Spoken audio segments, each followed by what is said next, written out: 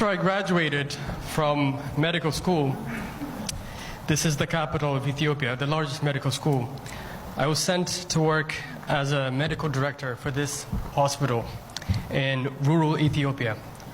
This is part of my 2-year national service in my country, and I was the only doctor, so I went there with the full expectation of clinical engagement with my community, right?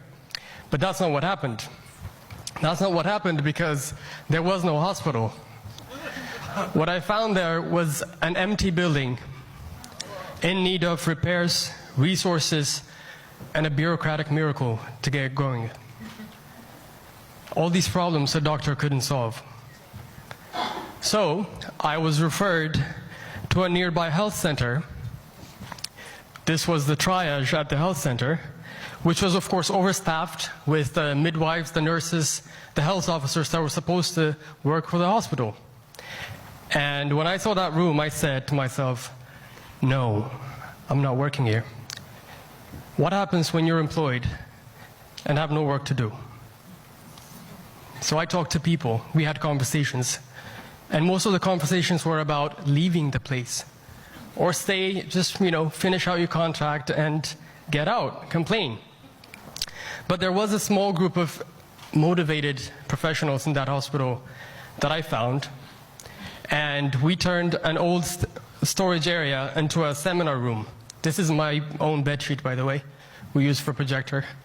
And it became a seminar hall. We used it for teaching all day long. People who had, professionals who had nothing to do, they would teach, right?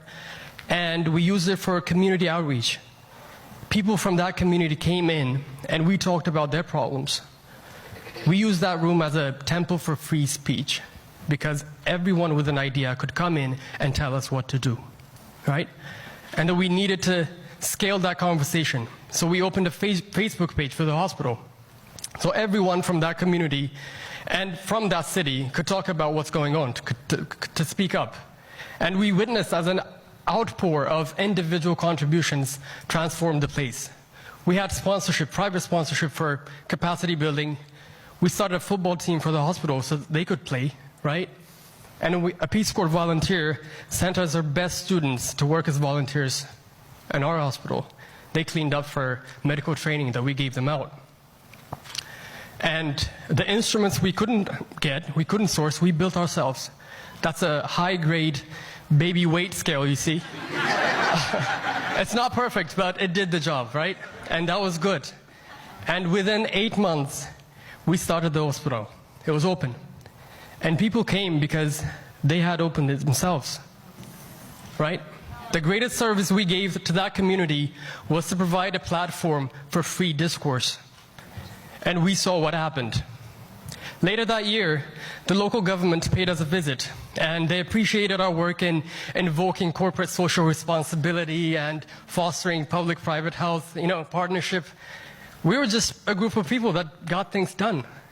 We talked about it, and we went there, we bypassed it, and we did it. That was it. Yep. This is me and my staff. And that big, beautiful hospital still suffers from, we never get enough budget, right? We never get enough medicine. We never have the things that we need. But when I go back, I'm not taking money or medicine. I'm taking a bunch of ideas and a better way to listen to the people that I serve.